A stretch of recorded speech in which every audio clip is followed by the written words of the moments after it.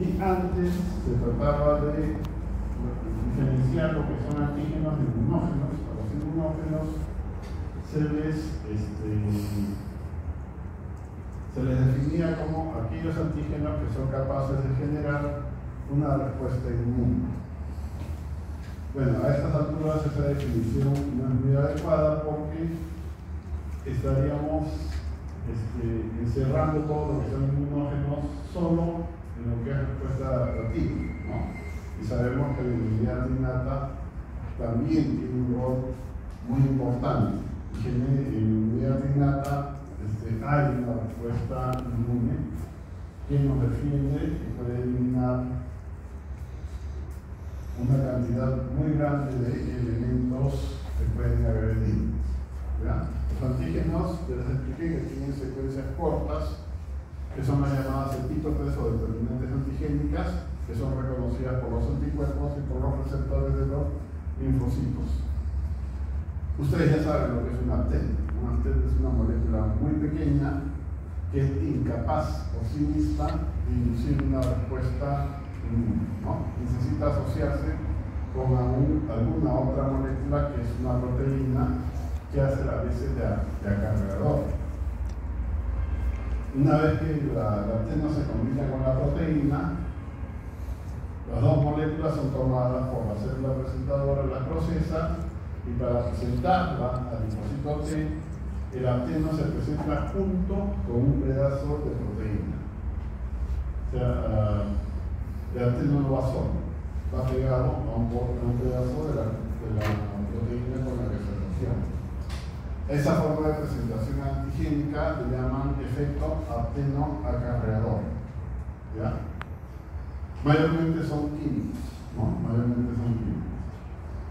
Los antígenos también por sus características, ¿no?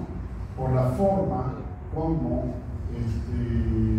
se disponen los aminoácidos del epítope de determinante antigénica, podemos clasificarlos en dos: epítopes lineales o conformacionales. Las lineales son secuencias continuas de aminoácidos, ¿ya?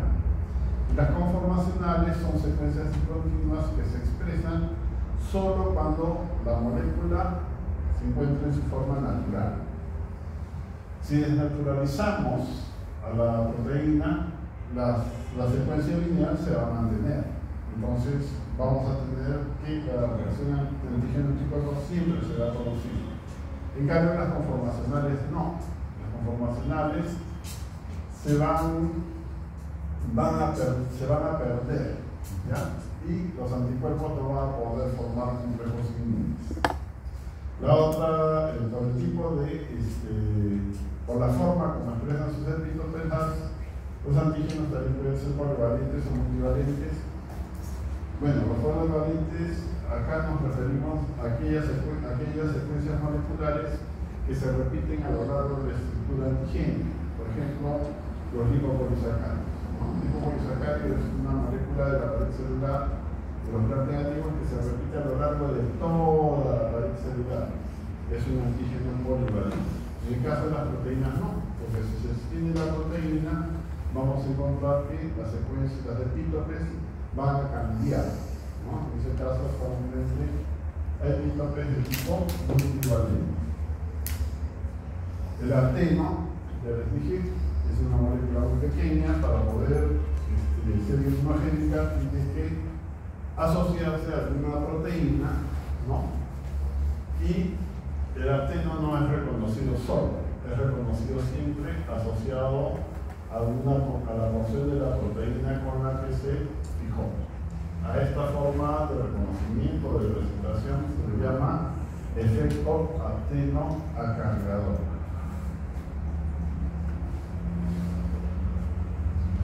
Las determinantes conformacionales son secuencias discontinuas de aminoácidos, ¿no? Que se expresan cuando la molécula está plegada, está en su forma natural. Si se desnaturaliza, se pierde el epítope y ya no se pueden formar complejos inmunes. En cambio, las lineares no, son secuencias de aminoácidos continuas. Si se desnaturaliza la proteína, la secuencia se mantiene y los anticuerpos van a poder formar complejos inmunes.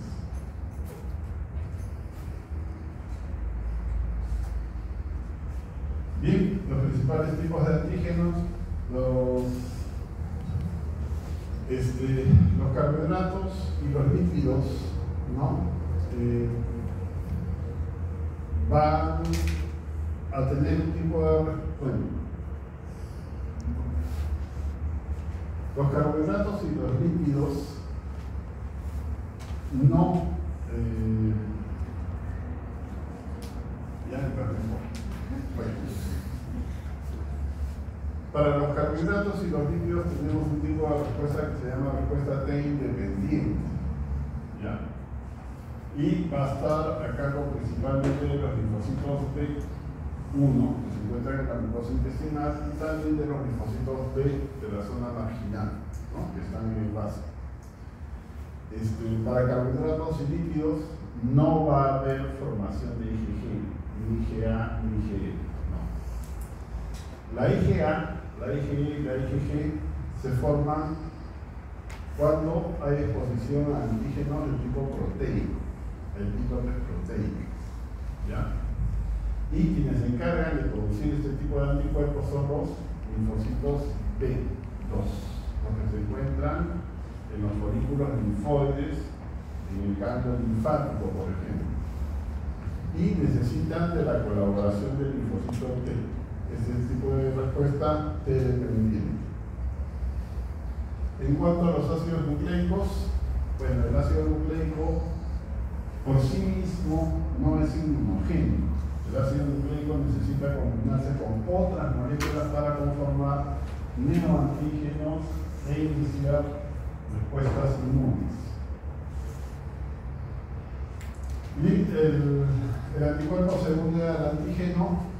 Las uniones o las interacciones que tienen los anticuerpos y los antígenos son de tipo no covalente.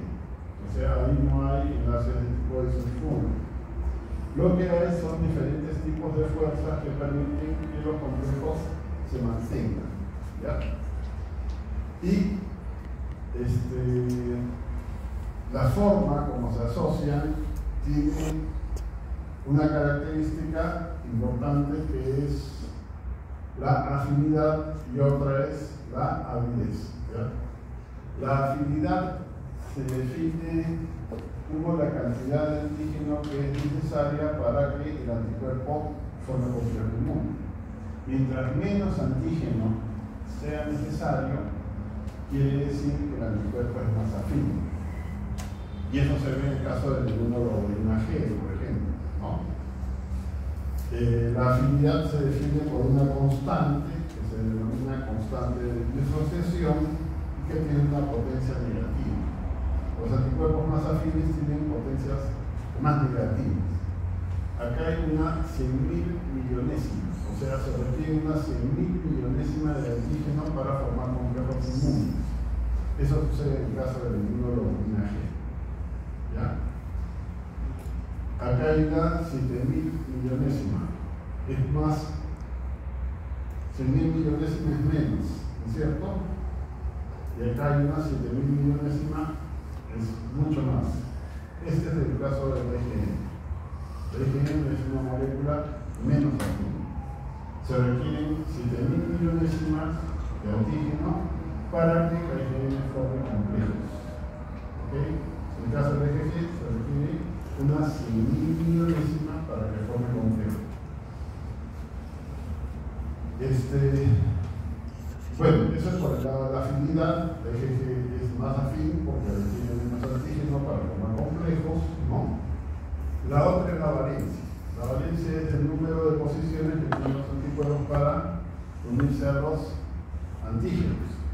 La IgG tiene 2 posiciones, eso lo sabemos. Y la IgM es un pentámero, ¿no? Tiene 10 posiciones. ¿Ya? Entonces, la valencia, la suma de las fuerzas de interacción de cada una de las posiciones va a definirse como la avidez del anticuerpo por su antígeno, ¿no? si la EGG tiene una afinidad que vale como 1 y tiene una valencia de 2, su fuerza total será de 2. ¿Okay? Si el IgM tiene una afinidad que es de 0,5, ¿okay?, pero tiene 10, la fuerza total de unión será de 5, ¿no? 3 puntos más que el IgM. Entonces la EGM será una molécula poco afín, pero es muy ávida. Eso se ve en los casos de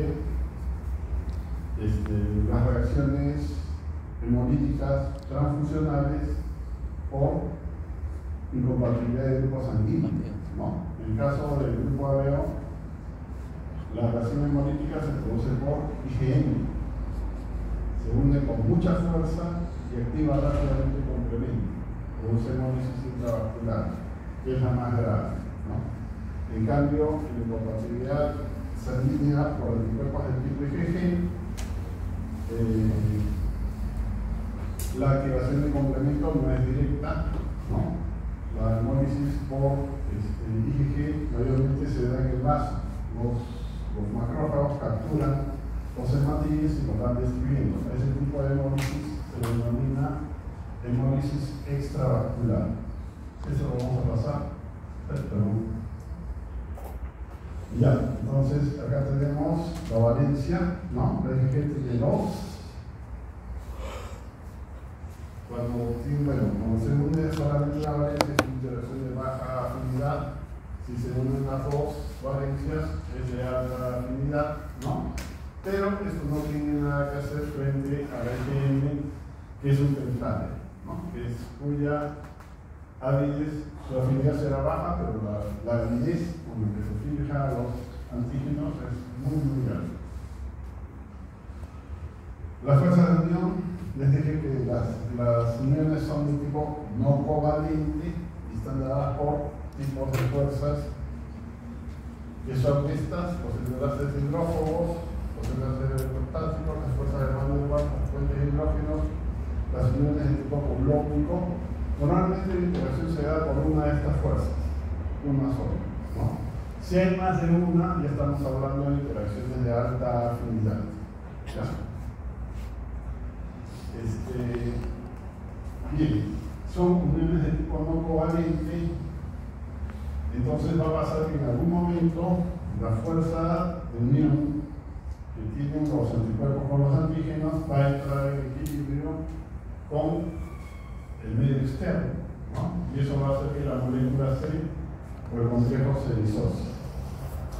Con respecto al antígeno propiamente dicho, bueno, tenemos la especificidad. Los anticuerpos son capaces de diferenciar las secuencias, los epítopes o las secuencias antigénicas por un aminoácido de diferencia, un aminoácido distinto, ¿no? O sea, son altamente específicos. La diversidad, de eso ya yo no tengo que estar hablando, y el proceso de maduración de la afinidad ya se los expliqué, ¿no? Está reservado para la inmunoglobulina y solamente es para antígenos de tipo proteína. En cuanto a vacunación, ya con eso terminamos. Hay dos tipos: la inmunización activa y la pasiva. En la activa se trata de inocular al individuo antígeno, ¿no?, y hacer que su sistema inmune responda. En este caso se van a generar células de memoria y la respuesta es, por supuesto, altamente específica, ¿ya? En la inmunización pasiva, que también se hace, pero no es lo más común, consiste en inocularle al sujeto anticuerpos o antígenos, ¿no? Los anticuerpos al cabo de un tiempo van a ser removidos. Entonces, esta va a ser una inmunización temporal. Lo mismo sucede con las células que también después del tiempo van a ser removidas. En este caso no va a haber una respuesta de memoria, ¿no? La respuesta o ese tipo de inmunización es altamente específica, pero no tiene respuesta o células de memoria. La inoculación movimiento inmune, por ejemplo, se hace en algunas situaciones, ¿no? No sé si lo estarán haciendo en el caso de VIH, pero sí se hacía. Ya, bueno, de la vacunación ya les comenté un poco acerca en la primera clase, ¿no? La vacunación ha cambiado el perfil epidemiológico mundial, ¿ok? Y la respuesta que se busca mayormente en el caso de las vacunas es de tipo humoral, eso sí ya lo sabemos. Para que la vacuna sea eficiente tiene que tener ciertas características, ¿no? Mejor es que los antígenos sean grandes porque son mejor tomados por el sistema inmune. La dosis que se aplica para cada vacuna responde a estudios poblacionales y se ve en qué concentración del antígeno es que se obtiene una respuesta más óptima. La vía de inoculación mejor es la subcutánea y esto debe ser porque el antígeno permanece más tiempo en el organismo y puede inmunizar mejor o activar mejor a las células del sistema inmune. Aquellos antígenos de composición compleja también son mejores porque hay más para presentar, ¿no? Hay más para presentar y hay mayor posibilidad de activar respuesta adaptativa. Las formas particuladas y desnaturalizadas son mejores. En las desnaturalizadas se expresan mayor cantidad de determinantes antigénicas que pueden ser presentadas a los linfocitos. Mientras más diferencias haya con los antígenos propios, es mejor. Las vacunas nunca se inyectan el antígeno solo. El antígeno siempre va acompañado de algún compuesto que estimula o promueve la respuesta inflamatoria a nivel local, ¿no? Y por mucho tiempo se han utilizado ayudantes de tipo bacteriano y lo que se usaba era el tipo polisacárido. Y ese tipo polisacárido es el causante de las fiebres que llegan a 40 grados o más y convulsiones en el caso de los bebés. La autoridad se opta por otro tipo de ayudante como la lúpina, por ejemplo. ¿Okay? Y estos ayudantes mejor es si son de liberación de líquido. Y cuanto a las interacciones con el complejo principal de histocompatibilidad, mientras más eficiente sea la asociación, bueno, es mejor la activación de la respuesta adaptativa. Hay diversos tipos de vacunas, ¿no? Para cada tipo de patología, pueden ser vacunas bacterias atenuadas o muertas, ¿no? Desde el cólera. Tenemos, por ejemplo, las vacunas sintéticas para el caso de la hepatitis B, vectores virales, ensayos clínicos, vacunas de DNA, etc. Y la última, que fue promovida con el caso de COVID, las de RNA mensajero, ¿no? El RNA mensajero es incluido en la vacuna, y el RNA mensajero está incluido en notas de lípidos. Y esta vacuna, una vez que es inoculada, las gotas de lípidos se fusionan con las membranas extracelulares. El RNA mensajero se libera y el RNA mensajero va a pasar a transcribir la proteína viral en el retículo endoplasmático, ¿no? La célula que tiene el RNA ha sido, digamos así, la que se ha inoculado el RNA mensajero, después va a transcribir la proteína viral y la va a expresar. Y esa proteína viral es la que va a inmunizar. Este tipo de vacuna es la que se desarrolló para COVID, ¿no? Y por la que todo el mundo peleaba.